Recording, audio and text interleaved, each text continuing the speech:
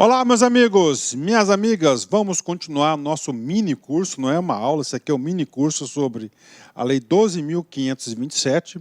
Na altura do campeonato, nós já estamos no capítulo 4º, nós sabemos que nós temos aí 6 capítulos e faço uma chamada especial para vocês. Neste capítulo, nós vamos tratar das restrições de acesso à informação,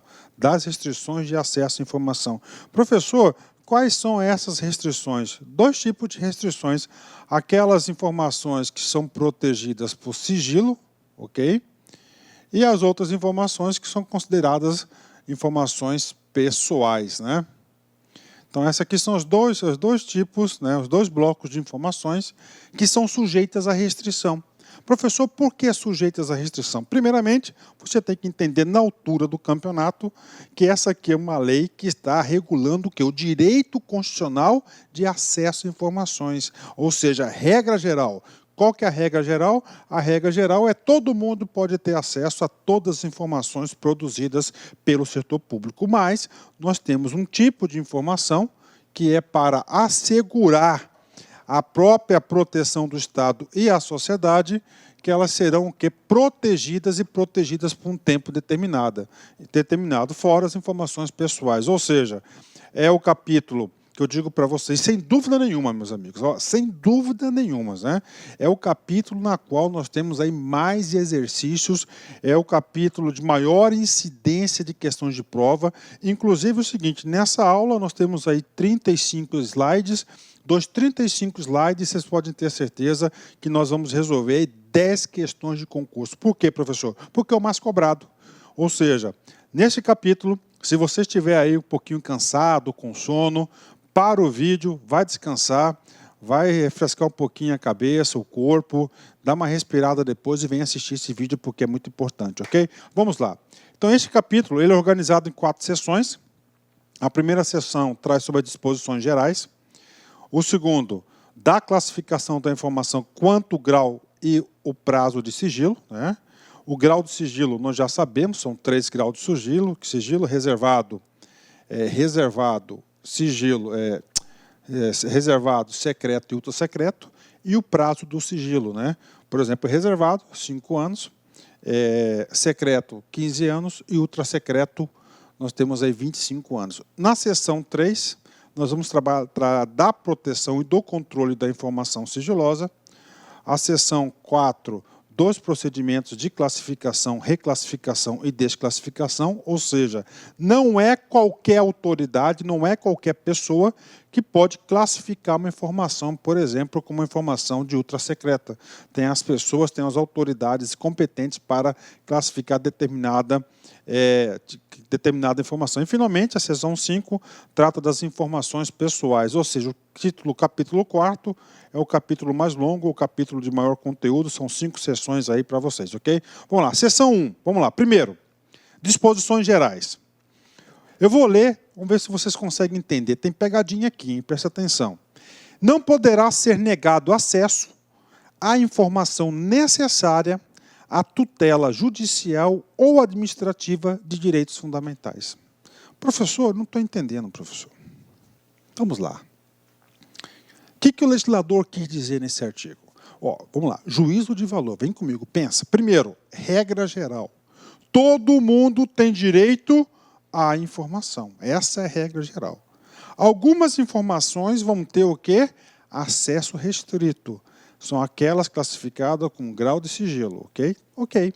O que fala aqui? Não poderá ser negado acesso à informação necessária à tutela judicial ou administrativa de direitos humanos. Ou seja, eu, professor Luiz, tenho uma demanda judicial, uma tutela judicial, e eu preciso de uma informação que está classificada como reservada. Lá na justiça, eu preciso dessa informação para quê? Para provar que eu sou inocente, estou sendo acusado pelo Ministério Público, por exemplo. O que acontece? Neste caso, tá certo? O único caso que é quebrado o quê? A proteção da informação classificada como informação sigilosa. Então, preste atenção, isso aqui é a exceção da exceção. Nós estamos estudando qual capítulo? Nós estamos estudando aqui, o capítulo das restrições de acesso à informação.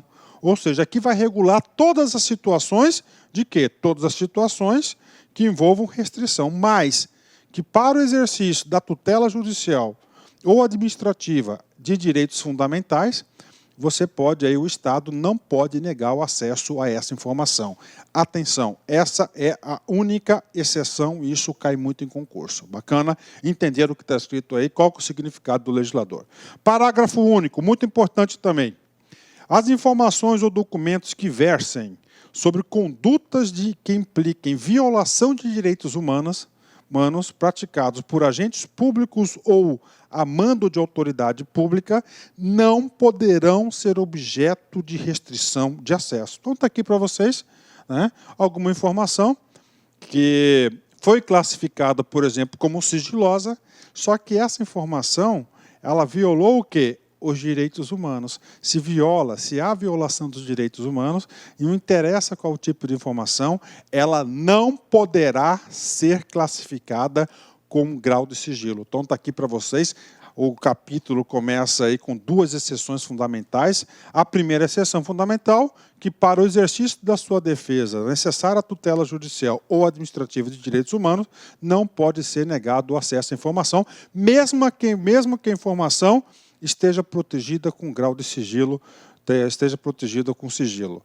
E o parágrafo único diz o seguinte, olha, não tem proteção à informação aquelas informações que impliquem desrespeito aos direitos humanos por agentes públicos ou a mando de autoridades públicas. Bacana? Fechou, né? Ótimo. STJ, CESP 2015, analista. De acordo com a legislação em vigor, não poderá ser negado o acesso à informação necessária à tutela judicial ou administrativa de direitos fundamentais. Ou seja, essa questão é uma questão que está prevista na Lei 12.527, nós já lemos isto, né?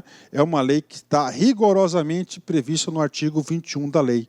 Só fazendo uma leitura da lei do artigo 21, está aqui, ó, o caput da lei, ó, não poderá ser negado acesso a informação necessária à tutela judicial ou administrativa de direitos fundamentais, né? Ou seja, o que está dizendo aqui? Essa questão está correta, só para reforçar um pouquinho mais, se você precisa de alguma informação e essa informação esteja aí classificada com grau de sigilo, se essa informação que você precisa é para se defender na justiça, para a tutela judicial ou administrativa de direitos humanos, não pode ser a ela negada essa informação para você. Somente para você, nesse processo, não pode ser negada a informação. Bacana? Questão correta. Quem estuda aqui no LAC acerta todas as questões, com certeza, né? Bacana? Vamos lá, continuando. Artigo 22. O disposto nessa lei não exclui as demais hipóteses legais de sigilo e de segredo de justiça, nem as hipóteses de segredo industrial decorrentes da exploração direta de atividade econômica pelo Estado ou por pessoa física ou entidade privada que tenha qualquer vínculo com o poder público, né?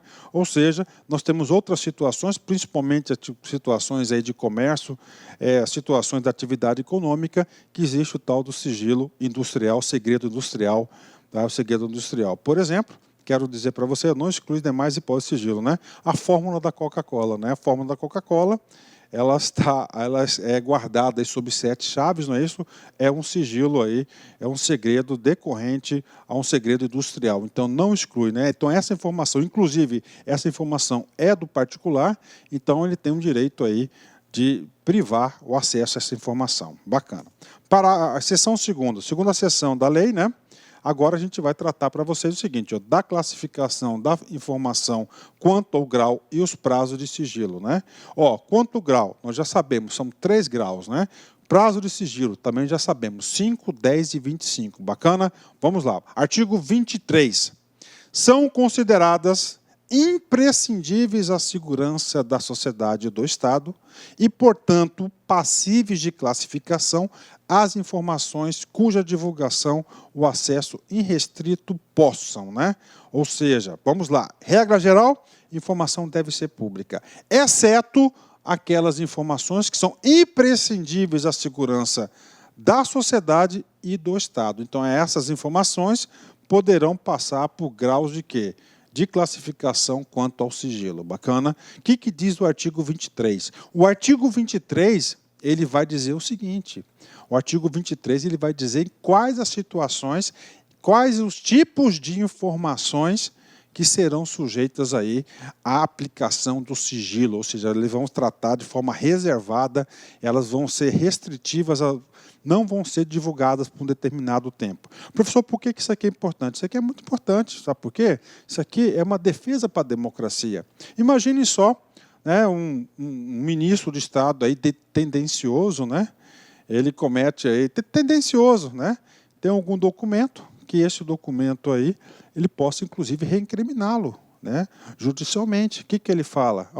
Para não dar acesso à publicidade desse documento que vai estar formando prova contra o cara chega lá e decreta ou classifica como o quê? Como documentos aí, como documentos ultrasecretos. São 25 anos, né?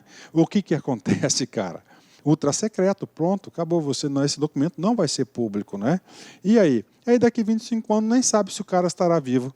Então, para isso, o legislador sabiamente definiu em algumas hipóteses, quais são as hipóteses na qual esses documentos serão aí sofrer a restrição. São poucas hipóteses. Primeira, pôr em risco a defesa e a soberania nacionais ou a integridade do território nacional.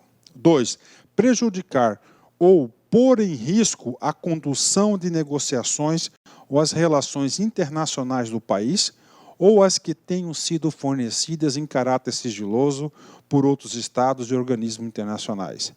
Terceira situação, pôr em risco a vida, a segurança ou a saúde da população, oferecer elevado risco à estabilidade financeira, econômica ou monetária do país.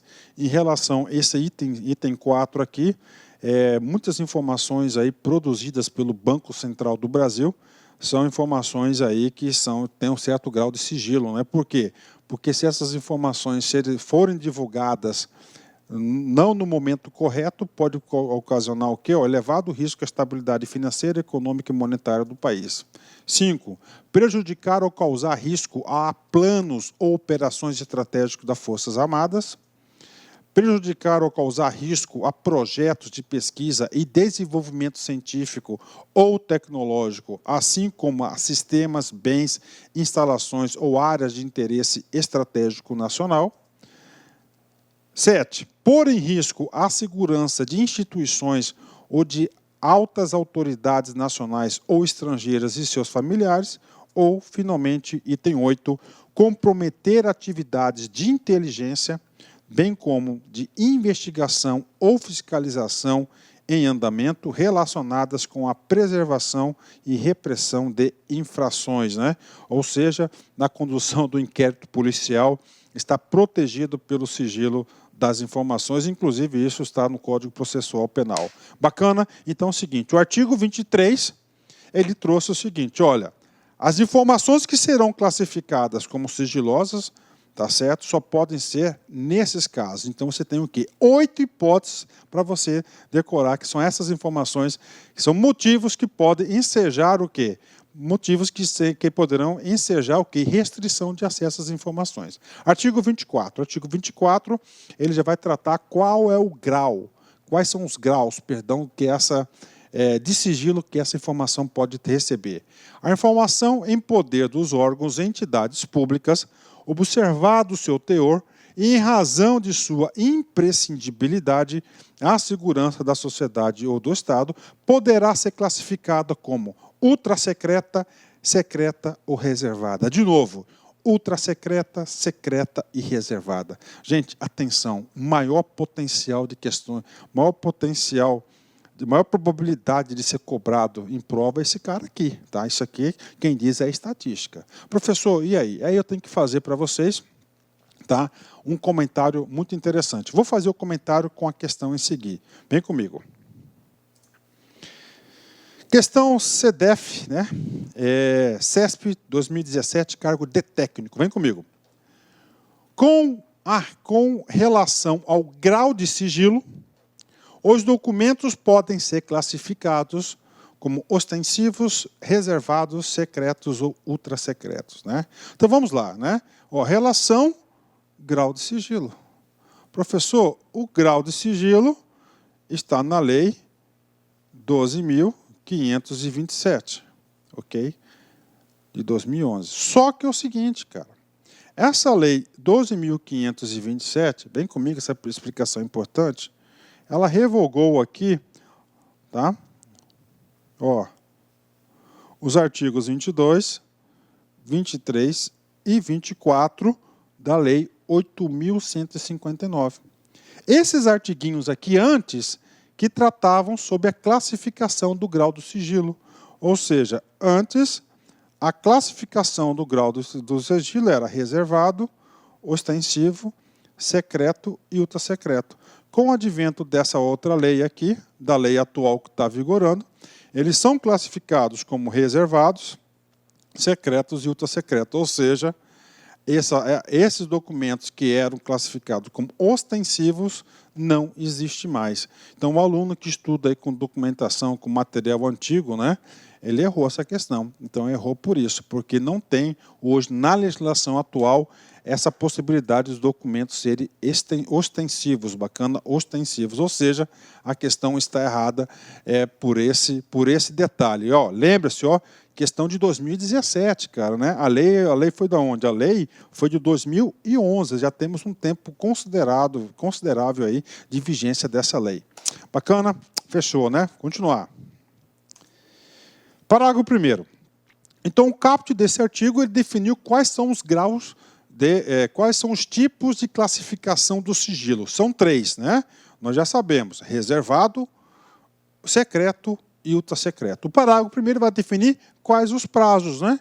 Então, os prazos, vamos ler aqui, os prazos máximos, prazos máximos, não significa dizer que toda a informação classificada terá o prazo máximo, né? De restrição de acesso à informação, conforme a classificação prevista no caput, vigoram a partir da data da sua produção, e são os seguintes. Primeira coisa, professor, quando que passa a valer, quando que passa a contar o prazo? A partir da sua produção. A partir da sua produção, gente. Detalhe importante. Concurseiro, o cara que está acostumado a fazer prova de concurso, já sabe que isso aqui você tem que tomar atenção, né? Ultrasecreta, prazo máximo, 25 anos. Secreto, prazo máximo, 15 anos, né? Reservado, prazo máximo, 5 anos. E aí, professor? E aí que você tem a obrigação total de saber disso, porque, como disse, muitas questões de concurso costumam cobrar isso. Gente, questões são fáceis, só basta você memorizar. Quer ver? Vamos fazer algumas aí. CDF CESP 2017, cargo de técnico. A informação sigilosa é aquela submetida temporariamente à restrição de acesso público. Exatamente. Olha só, né? Informação sigilosa, sabemos que a regra geral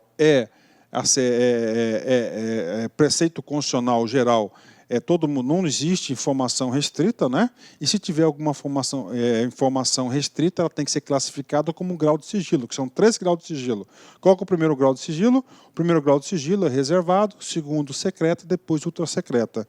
Então, essa informação que é classificada como reservada, ou secreta ou ultrasecreta, ela é temporariamente. Em relação aos prazos, acabei de falar para vocês, reservada no máximo 5 anos, sigilosa 15 anos e ultrasecreta 25 anos, né? Então a questão está absolutamente correta. Próxima questão, informação, MPOG CESP 2015, cargo de analista. A informação, quando classificada na categoria secreta, olha aí, categoria secreta, permanece por 15 anos com restrição de acesso, né? Aí o que acontece, né? Essa questão aqui o examinador considerou correto, né? Mas para ficar 100% correto, permanece com, né, até 15 anos. Aí estaria 100% correto, né? Que quando ele fala aqui por 15 anos, né, significa dizer que toda a informação secreta serão 15 anos. Não é bem assim, tá? Não é bem assim. Por quê, professor? Quando cessar aqueles motivos, né, motivos que levam a decretação, a classificação como secreta, ela vai perder aí essa proteção. Então, o examinador considerou essa questão correta, mas eu faço essa observação para vocês, porque aqui você tem que aprender tudo sobre isso. Bacana? Vamos lá, continuando. CDESP, CESP 2017, cargo de técnico. De acordo com a Lei de Acesso à Informação, o acesso a dados contidos em documentos classificados como reservado poderá ser restringido por até 5 anos. Aí, aqui, já o legislador, o examinador, colocou o tempo. Poderá ser, né, restringido por até 5 anos. Aqui a classificação do cara é reservado. Reservado 5 anos, secreto 15 anos e ultra secreto 25 anos. Todas elas são poderá ser. Cara, aqui não tem jeito, você não tem como não acertar as questões aqui do LAC. Então, a questão está correta. Né? Ok. Parágrafo 2º.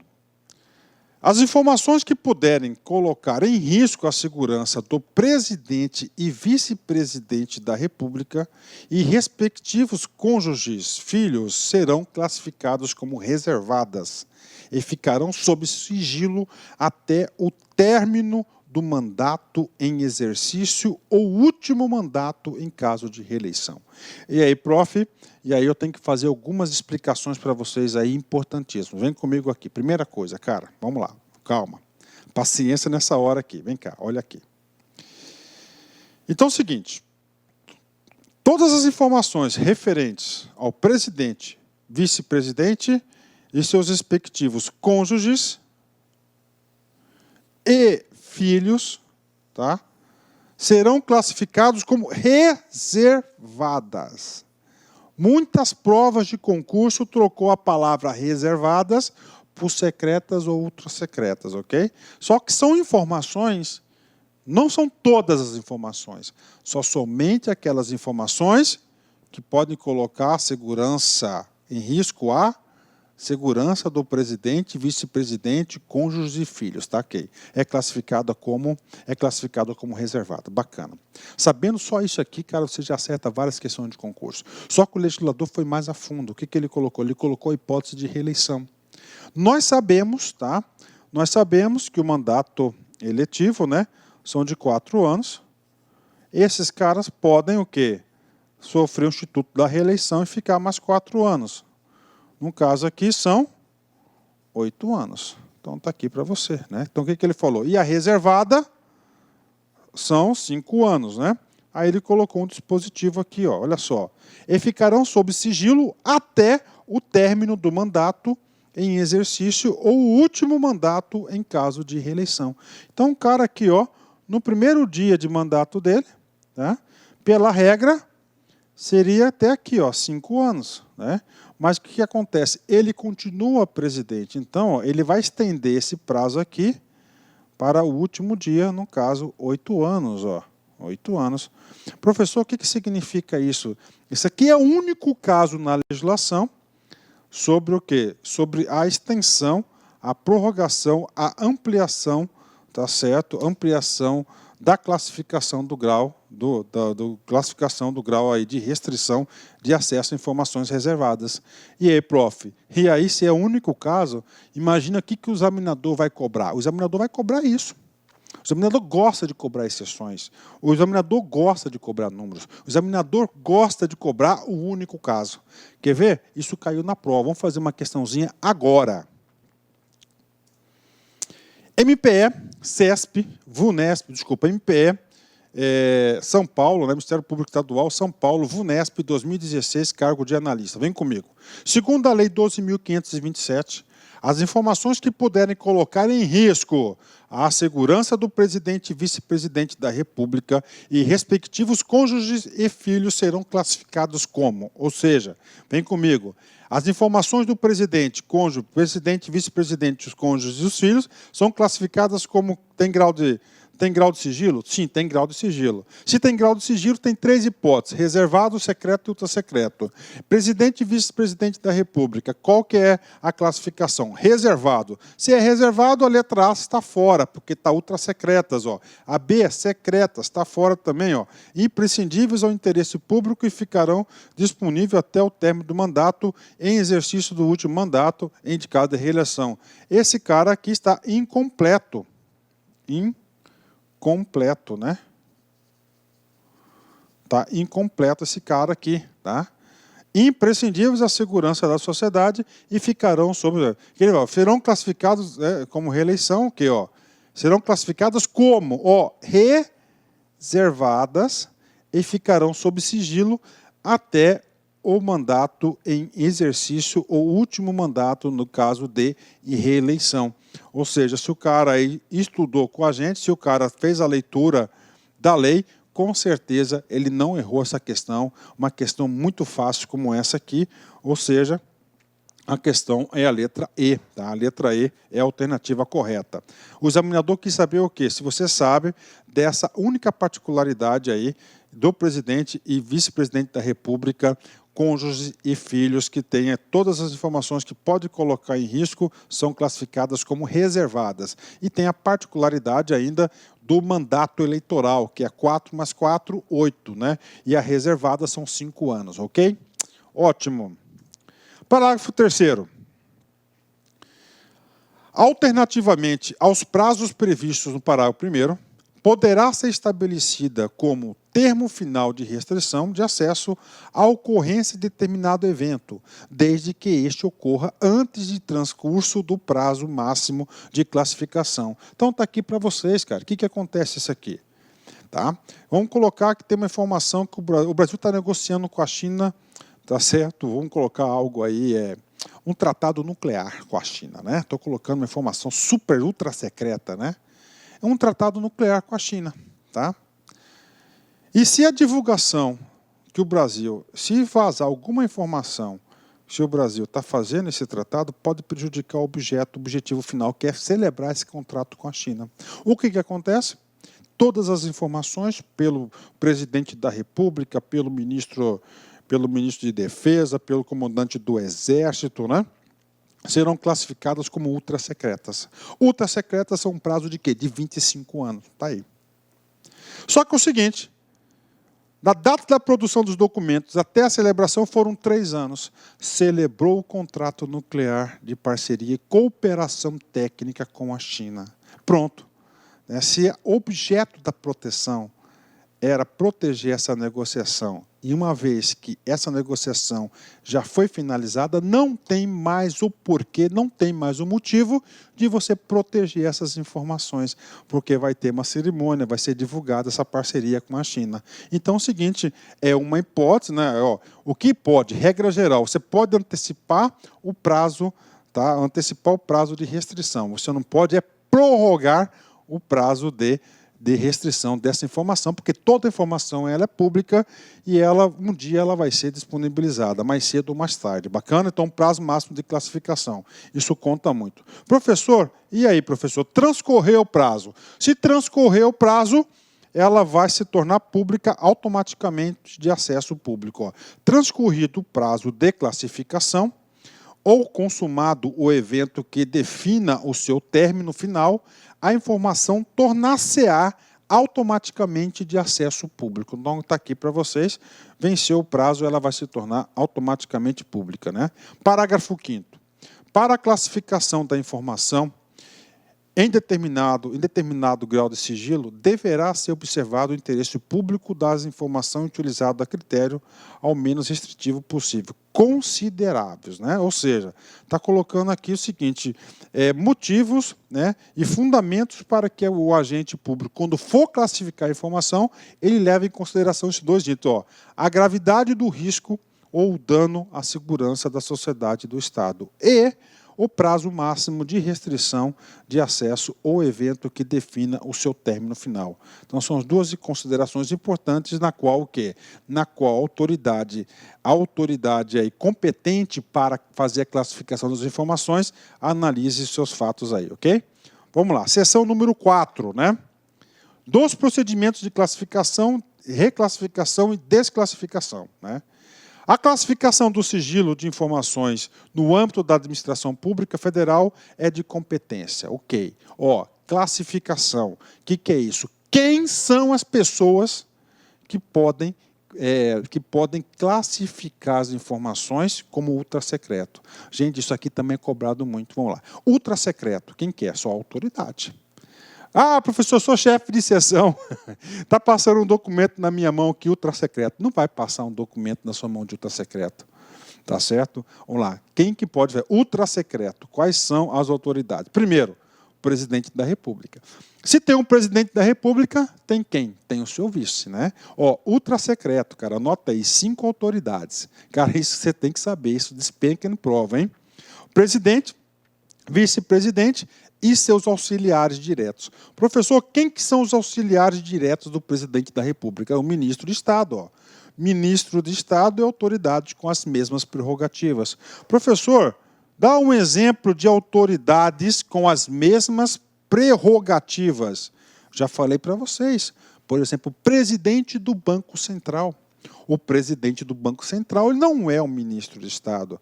O presidente do Banco Central ele é presidente de uma autarquia que está vinculado no Ministério da Fazenda.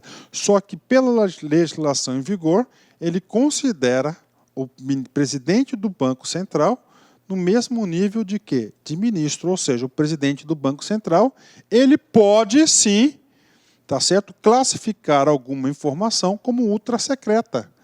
E pode, faz, com certeza. Terceira, gente, ultrasecreto, são informações importantes. Aí dizem, segurança do Estado. Quem que cuida da segurança do país, Brasil? É o quê? O Exército, as Forças Armadas, Então, o comandante da Marinha, do Exército e da Aeronáutica. A aeronáutica. Então, são aqui os comandantes das Forças Militares do Brasil. E, finalmente, nós temos aí chefe de missões diplomáticas, consulares permanentes no exterior. Conclusão, são apenas 5 pessoas aí autorizadas pela legislação, pelo legislador, em classificar a informação como ultrasecreta. São informações mais importantes do nosso país. Bacana? De novo, tem que saber, isso aqui cai na prova. Comigo aqui, presidente da República, vice-presidente da República, ministros de estados e autoridades com as mesmas prerrogativas. Lembrem do presidente do Banco Central, comandantes da Marinha, Exército e Aeronáutica e chefe de missões diplomáticas e consulares permanentes no exterior. Então, um cara é um diplomata no Brasil, ele não tem direito aí a classificar como a informação como ultrasecreta, né? Principalmente essa aqui do exterior, gente, porque tem muitos tratados, convenções aí internacionais que têm que ser tratados sob sigilo. Bacana? Prof, isso cai em concurso? Não proai, isso despenca. Olha só como foi cobrado nesse concurso. Vem comigo. Instituto Federal de São Paulo, IBFC 2016, cargo de analista. Considerando a Lei Federal 12.527 de 2011 e o Decreto Estadual 58.052 de 2012, né? Este aqui é um decreto regulamentador da lei, tá? Só que esse decreto aqui é somente para o Estado de São Paulo, tá? Inclusive tem aula gravada aqui minha sobre esse assunto aqui, mesma forma que eu gravei aí a Lei 12.527, são 6 partes, uma parte, cada capítulo uma parte. A classificação do sigilo de informações no âmbito da administração pública federal, não é estadual, é de competência de no grau de ultrasecreto das autoridades, exceto, né? Ou seja, vamos lá, quais são as autoridades aí que são permitidas a classificação como a informação ultrasecreta? Comigo, primeiro, chefe do executivo, qual que é o nome do cara? Presidente da República. Se tem um presidente, ele leva quem? O vice junto, tá? Então, presidente, vice-presidente. O que mais? Quem que são os auxiliares diretos do cara? Ministros de estados e aqueles que têm a mesma prerrogativa de ministro. Pronto. E o 4, Forças Armadas, comandante da Aeronáutica, Marinha e do Exército. E, finalmente, o chefe de missões diplomáticas e consulares permanentes no exterior. São as 5 pessoas que podem classificar a informação como ultrasecreta. Então, ele quer, exceto chefes de autarquia. Já chegamos à resposta. Chefes, autarquias, fundações, empresas públicas e sociedades de economia mista não podem classificar a informação como ultrasecreta. Esses caras aqui podem classificar a informação como secreta. Está aqui para vocês, né? Vice-presidente, pode. Ministro de Estado, pode. Presidente da República, pode. Ou seja, uma questão fácil demais aí, a letra A. Mas é uma questão, se o cara não estudou, ele vai ter uma dificuldade enorme de acertar uma questão como essa aí, letra A. Bacana? Fechou. Vamos continuar, né? O item 1